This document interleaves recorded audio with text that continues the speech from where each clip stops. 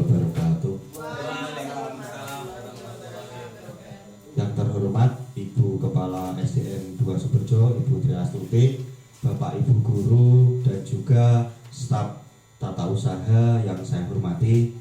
Alhamdulillahirrahmanirrahim, puji syukur kehadirat Allah Subhanahu wa Ta'ala. Pada kesempatan pagi hari ini, alhamdulillah kita diberikan kesehatan, kelancaran, sehingga kita dapat berkumpul untuk menyimak diseminasi rancangan tindak lanjut dan bukti karya dari program PKG PJOK. Sholawat serta salam senantiasa tercurahkan kepada junjungan kita Nabi Agung, Nabi besar Muhammad Sallallahu Alaihi Wasallam. Dikawina Allahumma sholli wa sallim wa barik alaihi, yang mana syafaat beliaulah yang kita nantikan di yaumil kiamah. Amin ya rabbal alamin. Di sini selama saya mengikuti program pengembangan guru PJOK atau disingkat dengan PKG PJOK dari bulan September sampai dengan nanti penutupan bulan Desember, dari awal itu saya ditugaskan untuk mempelajari beberapa modul-modul dan juga ada tatap muka 1 minggu itu berlangsung di SMPN 1 Pogalan. Di situ kami ditugaskan untuk membuat atau merancang modul ajar yang sesuai dengan kurikulum Merdeka yang terbaru CP dan TP, itu yang intinya berpusat pada peserta didik. Namun lebih dari itu juga kami implementasi untuk PKG PJOK ini diharapkan di sekolahan itu untuk guru-guru PJOK itu juga perlu dibekali dengan keterampilan yang nantinya bisa mengimplementasikan di kombel sekolah masing-masing atau di komunitas belajar, yaitu komunitas belajar kita SDA Berdikari, Bapak Ibu. Untuk program kemarin yang saya ambil itu ada 2 ya. Pertama, implementasi program Sabu Seba, itu singkatan dari Sabtu Bugar Sehat Bersama, dan juga Sport Education Model, atau ini model pendidikan untuk anak yang intinya anak-anak itu yang aktif dalam belajar. Mereka mengembangkan mungkin turnamen, sebuah turnamen yang panitianya itu juga dari anak-anak sendiri. Untuk guru-guru itu hanya sebagai fasilitator. Untuk program yang Sabu Seba atau Sabtu Bugar Sehat Bersama ini tentunya saya tidak bisa melaksanakan sendiri, butuh dukungan dari Ibu Kepala Sekolah sebagai atasan saya, kemudian Bapak Ibu guru semuanya, rekan-rekan guru yang membantu terlaksananya program ini dengan baik, juga tidak lepas dari peran pramubakti dan juga operator sekolah.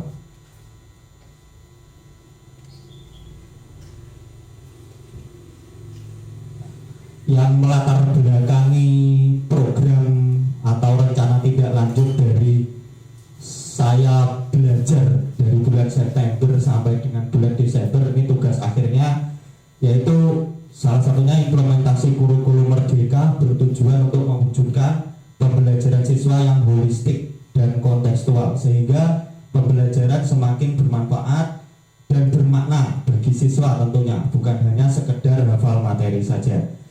Dengan demikian maka pembelajaran berbasis proyek sangatlah sesuai dengan harapan pelaksanaan kurikulum tersebut.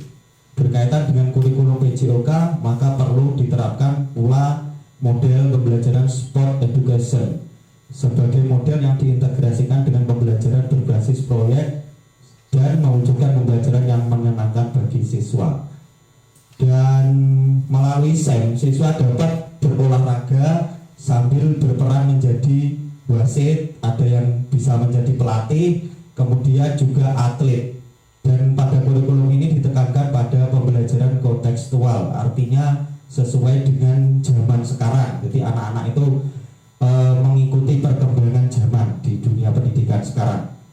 Kemudian yang konsep Sabtu Bugar Sehat Bersama ini muncul karena adanya dorongan bagi seluruh warga sekolah untuk menerapkan pola hidup sehat berkelanjutan dengan dukungan dari seluruh pihak-pihak warga sekolah untuk menerapkan pola hidup sehat berkelanjutan. Untuk yang SEM ini sebetulnya kemarin itu ketika PKG itu ada 3 materi. Jadi di lingkup PJOK itu ada yang pertama konsep pendidikan gerak yang termasuk bola besar, bola kecil. Kemudian yang kedua ada konsep pendidikan kebugaran, yaitu senam, kemudian latihan-latihan kekuatan seperti push up, sit up, kemudian lari jarak 100 meter dan sebagainya. Kemudian yang ketiga yaitu SEM ini.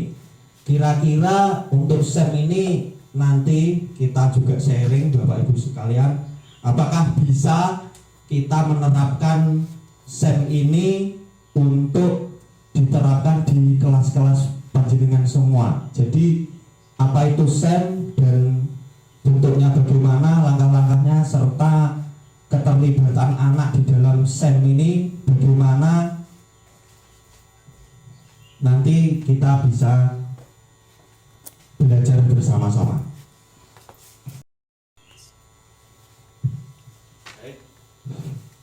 Untuk latar belakang dari sport education model itu sendiri, yaitu mengatasi keterbatasan dalam pendidikan jasmani, olahraga dan kesehatan atau aktivitas bersifat sementara dan kurang mendalam, kurangnya pengalaman yang bermakna. Jadi ketika anak-anak belajar atau mendapatkan materi itu, kadang anak itu hanya sesaat menangkap apa yang disampaikan Pak gurunya. Namun kalau dengan SEM ini mungkin juga berpengaruh besar, jadi anak lebih aktif karena berperan langsung. Untuk yang kedua, yang melatar belakangi yaitu menciptakan pengalaman olahraga otentik meniru struktur dan budaya olahraga nyata, mengajarkan sportivitas dan nilai-nilai sosial lainnya. Tentu ketika anak semuanya berperan aktif, masing-masing punya tugas sesuai dengan profesinya. Ada yang jadi wasit tadi, ada yang menjadi ketua panitia, kemudian ada yang jadi atletnya, juga ada yang jadi medis, dan juga ada yang menyusun hadiah-hadiah tentunya yang untuk merangsang semangat anak untuk bergerak seperti itu. Nih, tantangan yang dihadapi untuk khususnya mata pelajaran PJOK yaitu yang pertama sesi pembelajaran yang sangat singkat dan tidak menyeluruh. Artinya setiap kali pemberian materi saat pertemuan itu tidak mungkin langsung disampaikan semuanya. Jadi bagian per bagian, Pak NU, karena terkendala waktu juga. Terus untuk yang kedua fokus pada keterampilan fisik, kurang pada nilai sosial. Artinya yang cenderung diukur pada saat anak-anak belajar materi PJOK itu aspek keterampilan fisik yang menonjol, karena sosialnya mungkin kurang dilatih karena tadi waktunya juga tidak memenuhi. Dan yang ketiga, siswa cenderung kurang termotivasi atau kurang terlibat. Ada saat beberapa siswa itu yang kurang mahir dalam materi tertentu, misalkan bola voli itu biasanya anak perempuan tidak mau karena takut passing seperti itu. Namun kalau kita mungkin merancang SEM bisa seluruhnya terakomodasi. Dan yang keempat, kesulitan dalam menciptakan lingkungan inklusi. Ini untuk pengelompokan anak itu agak sulit kalau di materi pembelajaran biasa. Di sini apa itu SEM? SEM adalah pendekatan dalam pendidikan jasmani yang dirancang untuk memberikan pengalaman olahraga yang lebih otentik, nyata, dan bermakna bagi peserta didik. Jadi kenapa pendidikan SEM ini perlu kita diseminasikan ke anak-anak? Karena kembali ke tujuan pendidikan di kurikulum Merdeka itu anak yang lebih berperan atau anak yang lebih aktif seperti itu.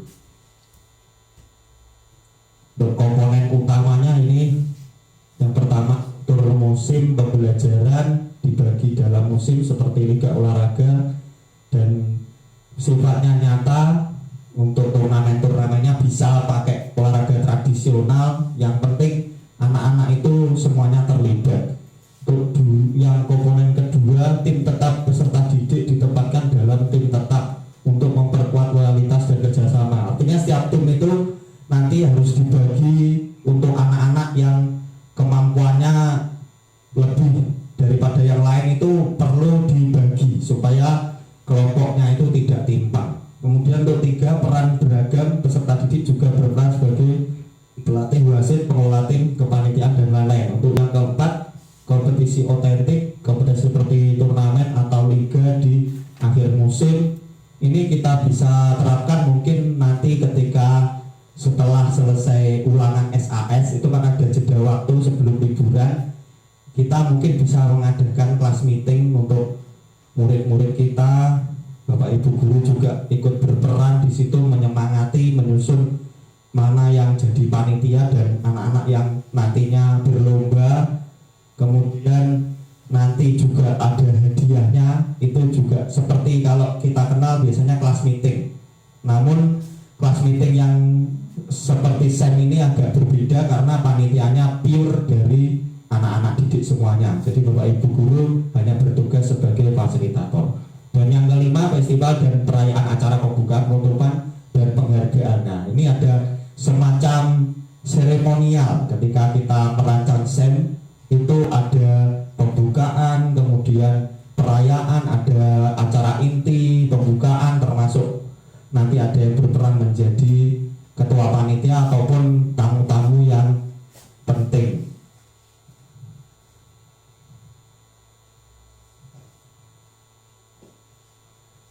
Ini ada beberapa peran dan tanggung jawab tadi sudah disampaikan. Terus untuk evaluasi itu menyeluruh. Nanti saya berkolaborasi dengan Bapak Ibu guru dan juga Ibu Kepala Sekolah. Itu kita bisa mengevaluasi jalannya SEM ini secara menyeluruh. Artinya ada keterampilan fisik, kerjasama, dan sportivitas. Kemudian penilaian dirinya itu memberi kesempatan. Kenapa anak-anak yang mungkin timnya kalah itu karena apa? Dia bisa mencari sendiri, merefleksi diri kenapa kok timnya kalah. Terus yang menang juga seperti itu, nanti bisa menyampaikan pendapat kenapa kok timnya menang. Terus panitiaannya juga sukses itu kenapa. Penghargaan menghargai kontribusi dan partisipasi, bukan hanya kemenangan. Jadi ketika nanti panitia sudah menentukan yang menang kelas 1, 2 atau kelas 3 misalkan seperti itu wewenangnya mutlak karena panitianya benar-benar pure dari anak-anak. Terus untuk tantangannya sendiri dalam menerapkan pendidikan SEM ini, yang pertama keterbatasan waktu dan sumber daya. Karena SEM ini memang butuh waktu yang agak lama seperti turnamen, jadi kesulitannya di situ. Kita benar-benar harus mencari momen atau hari yang benar-benar anak-anak itu tidak dalam aktivitas belajar efektif. Kemudian sumber daya ini masuk di aset sekolah, ini termasuk lapangan, kemudian Bapak Ibu guru, kemudian Ibu Paswah, termasuk Ibu wali, Bapak Ibu wali murid juga sebaiknya terlibat juga, diberitahu. Terus juga komite itu juga masuk aset sekolah. Kemudian mengatur dinamika tim dan cuaca. Nah, yang keempat ini juga merupakan tantangan. Artinya ketika SEM ini dilaksanakan, kita kan kebetulan belum punya ruangan indoor. Itu kalau kondisi cuaca hujan itu kita juga kesulitan, bisa tertunda, itu tidak akan maksimal jalannya. Kesimpulannya, SEM membawa pembelajaran olahraga yang lebih bermakna karena pengalaman anak itu lebih mendalam, terstruktur, dan berpusat kepada anak-anak daripada model pendidikan gerak atau model pendidikan kebugaran. Terus yang kedua, membangun karakter melalui olahraga, tidak hanya fokus pada keterampilan tetapi juga pada pengembangan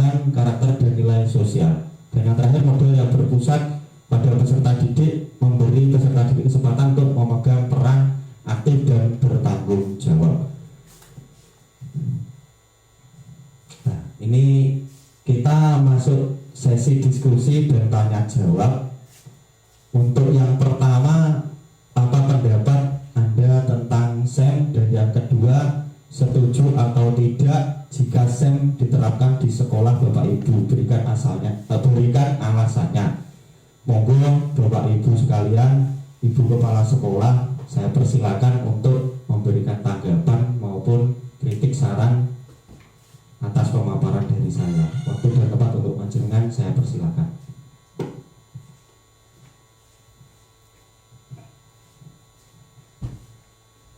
Mohon izin kita sharing terkait dengan pelaksanaan SEM, Sport Education Model.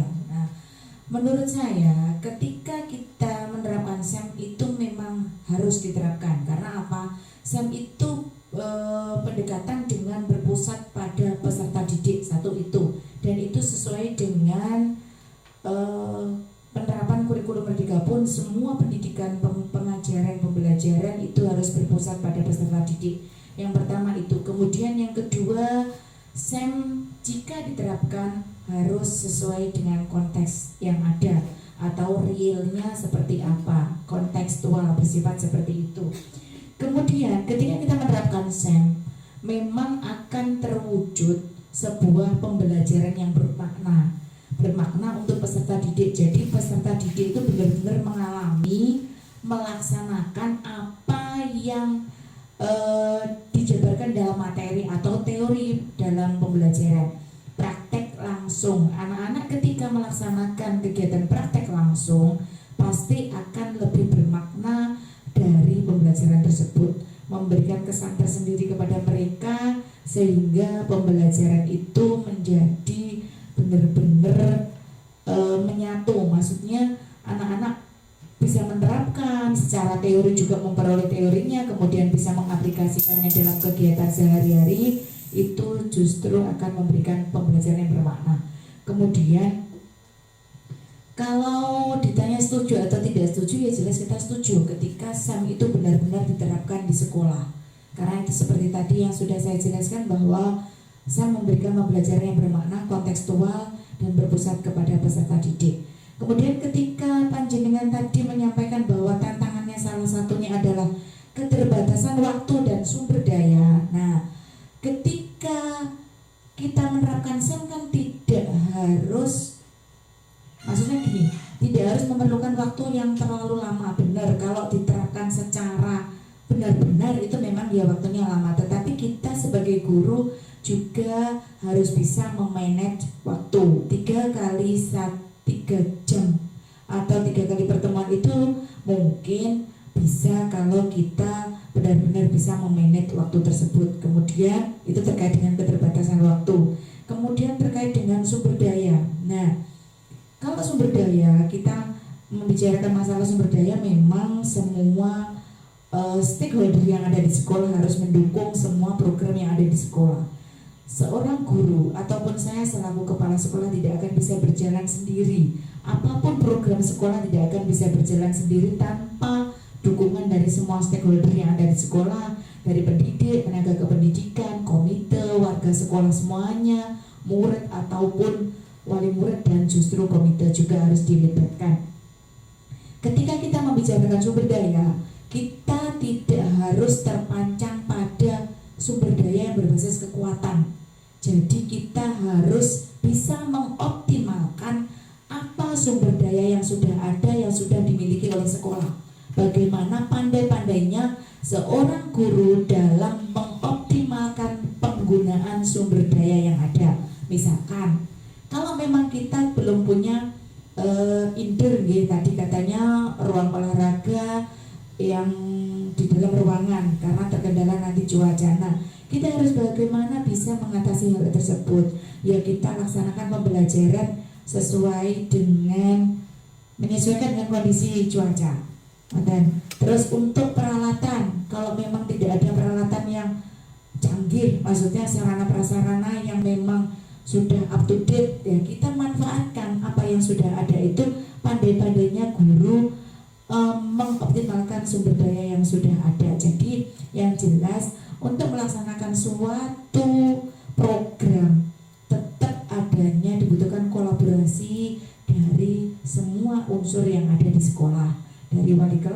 kelas, dari anak-anak sendiri, dari guru mapel, dan juga dari kepala sekolah. Intinya kita bisa menjalin kolaborasi dan bekerja sama untuk mewujudkan sebuah program itu bisa berjalan dengan baik.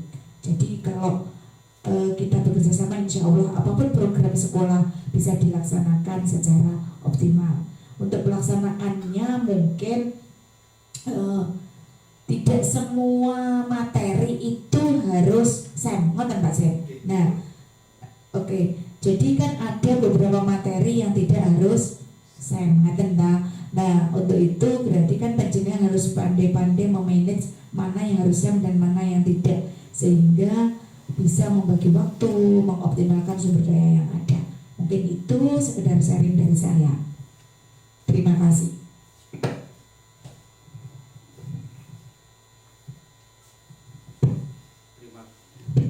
Terima kasih kami haturkan kepada Ibu Kepala Sekolah yang telah memberikan saran dan juga arahan bimbingan demi suksesnya pendidikan SEM ini tadi. Jadi ada beberapa hal yang saya tangkap tadi. Yang utama tentunya SEM ini tidak lantas bisa diberikan ke semua materi pelajaran, dan juga terkait kendala-kendala yang ada itu saya mungkin bisa menyikapi dengan bijak, memanfaatkan apa yang ada dengan segala keterbatasan, namun bisa menciptakan pembelajaran yang bermakna, yang berpusat pada peserta didik.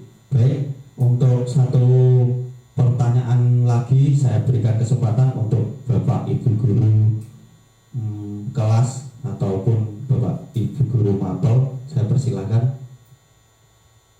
Monggo.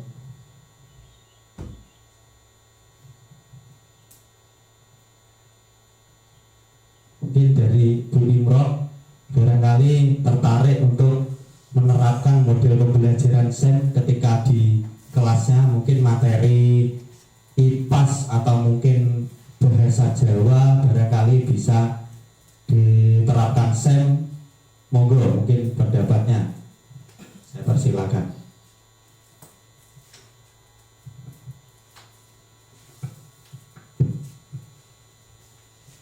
Assalamualaikum warahmatullahi wabarakatuh. Terima kasih atas waktunya Pak Zen. Yang saya tanyakan, SEM ini bila mana diterapkan kepada anak yang berkebutuhan khusus seperti Julio itu bagaimana? Terima kasih. Baik, pertanyaan yang sangat bagus dari Bu Imroh selaku guru atau wali kelas 5 ya. Saya ingin mencoba menjawab bagaimana seandainya model pembelajaran SEM ini diterapkan pada peserta didik yang kondisinya atau berkebutuhan khusus seperti itu ya. Mungkin kalau pendapat saya, seandainya SEM ini diterapkan dalam materi kelas, misalkan ada materi bahasa Jawa menyanyi lagu daerah gitu kan, nanti bisa dibentuk panitia di kelasnya. Barangkali Julio atau Ananda Julio yang tadi kebetulan berkebutuhan khusus mungkin bisa dilibatkan di bagian kepanitiaannya. Jadi untuk yang aksinya, yang lomba, yang ikut lombanya itu panjenengan pilih anak-anak yang memang menonjol, artinya yang menguasai materi itu nanti panjenengan jadikan peserta untuk lombanya menyanyi gitu.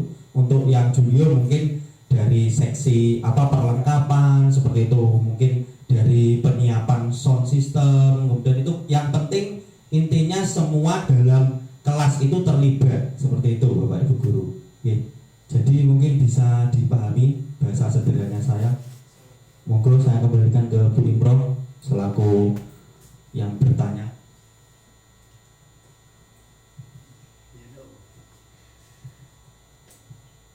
Ya, terima kasih Pak Zen. Katanya Julio sebagai petugas panitia perlengkapan. Nah, terus misalkan kalau dalam bahasa Jawa katanya Pak Zen tadi, terkait materi misalkan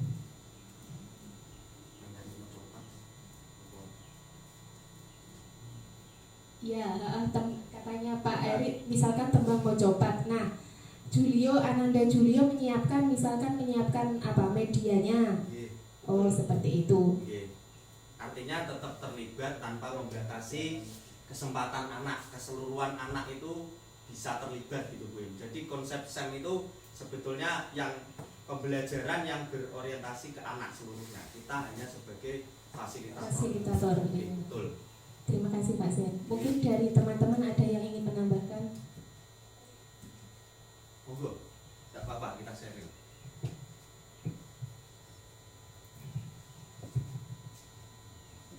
Monggo, ada lagi atau tidak? Oh, gitu.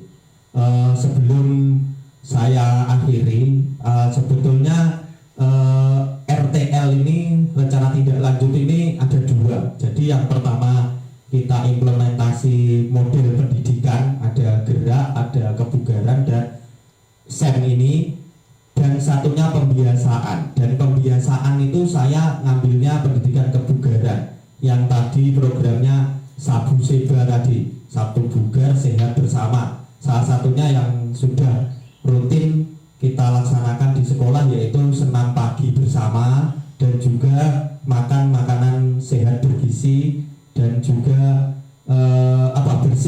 bersih sekolahan. Nah, itu sudah jalan anak-anak, pola hidup sehat berkelanjutan. Untuk yang senam itu nanti saya akan merancang dari mulai kelas 4, 5, dan 6. Nanti saya bentuk kelompok. Kan ada senam yang wajib satu, yaitu senam pramuka atau mau mere, misalkan seperti itu. Dan senam yang kedua itu nanti anak-anak saya bebaskan berkreasi, ya.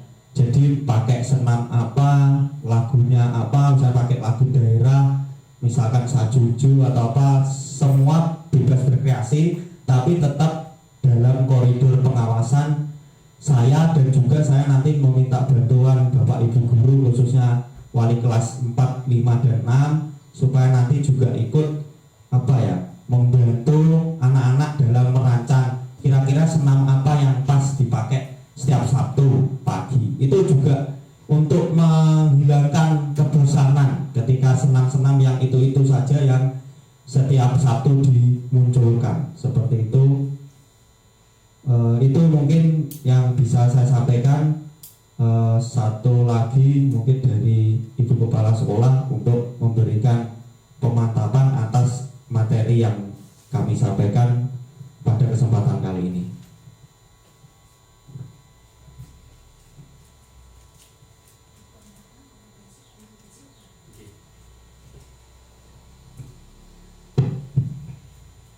Assalamualaikum warahmatullahi wabarakatuh.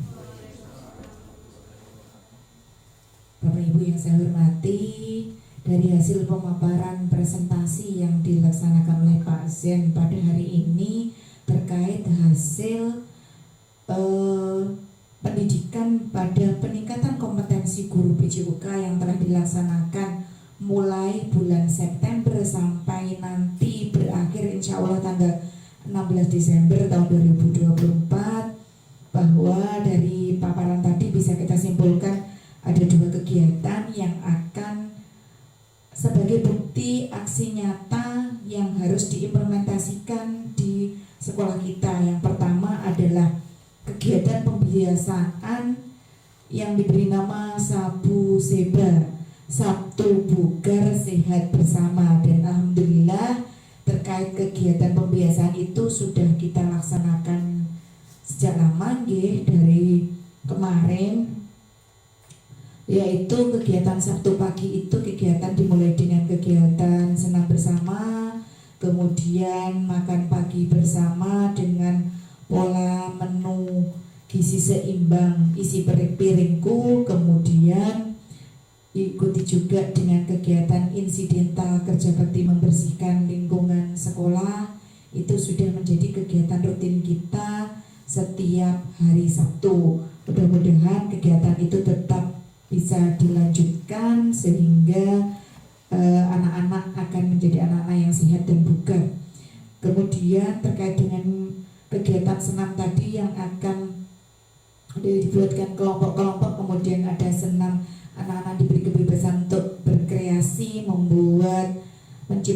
mengamalkan atau meng-ATM amati, tiru dan memodifikasi dari senam-senam yang sudah ada, maka itu juga akan meningkatkan tingkat keterlibatan anak-anak dalam proses pembelajaran. Yang pertama itu, kemudian meningkatkan motivasi anak, menghilangkan kejenuhan anak, dan kemudian adalah akan meningkatkan rasa percaya diri pada anak, sehingga mereka akan benar-benar tertarik dengan pembelajaran yang kita sampaikan, kita berikan. Hal ini juga tidak hanya untuk PJOK, untuk kegiatan pembelajaran yang materi yang lainnya, saya mohon Bapak Ibu guru juga meningkatkan keterlibatan anak-anak kita, kemudian motivasinya kita tingkatkan sehingga mereka itu benar-benar interest dengan pembelajaran yang kita sajikan, sehingga terciptalah sebuah pembelajaran yang bermakna dan berpusat kepada peserta didik. Kemudian yang kedua terkait dengan pelaksanaan SEM, Sport Education Model. Nah, pendekatan ini adalah sebuah pendekatan pembelajaran yang bersifat kontekstual, sesuai dengan kegiatan atau kenyataan yang ada dan harus disesuaikan dengan kondisi real di sekitar kita. Kontekstual adalah seperti itu. SEM ini jika benar-benar dilaksanakan, insya Allah anak-anak akan sangat antusias karena mereka benar-benar merasa dilibatkan dalam pembelajaran, kemudian merasa dihargai apa yang porsi mereka masing-masing. Jadi semua anak ketika diterapkan pendekatan SEM, insya Allah semua anak itu akan mendapatkan peran sesuai porsinya masing-masing. Jadi mereka bisa mengembangkan potensi yang mereka miliki itu sesuai dengan potensinya masing-masing secara optimal. Kemudian dan penerapan pendekatan SEM ini pun kayaknya bisa juga diaplikasikan, diimplementasikan kepada pembelajaran yang lain, tetapi dengan konteks yang berbeda. Ngaten nggih, kalau di PJOK tadi kan ada yang jadi wasit, ada yang jadi pemain, ada yang jadi gini-gini sesuai dengan porsinya. Kemudian kalau di pembelajaran lain berarti di porsinya beda lagi, dan konteksnya beda lagi. Jadi monggo kita berkolaborasi bersama dengan memanfaatkan sumber daya atau aset yang dimiliki sekolah, walaupun asetnya kita berpikir berbasis kekurangan, jangan hanya berbasis kekuatan. Jadi kekurangan yang ada itu kita optimalkan, pandai-pandainya kita berkolaborasi dan up-to-date apa pengalaman kita, sehingga dari hal yang remeh, dari hal yang berbasis kekurangan itu akan menjadi sumber-sumber yang optimal, yang berpotensi, yang bisa kita kembangkan sehingga terwujud sebuah lingkungan pembelajaran yang inklusif, yang ekosistemnya aman dan ramah anak, mewujudkan pembelajaran yang bermakna dan kontekstual sehingga terwujud peserta didik yang bahagia, selamat dunia dan akhirat. Itu mungkin yang bisa saya sampaikan. Saya hanya meminta dukungan dan kolaborasi dari semua pihak, Bapak Ibu guru yang lainnya, sehingga pembelajaran dengan pendekatan SEM bisa terlaksana di sekolah kita. Mungkin itu yang bisa saya sampaikan. Ada kurang lebihnya mohon maaf yang sebesar-besarnya. Wassalamualaikum warahmatullahi wabarakatuh.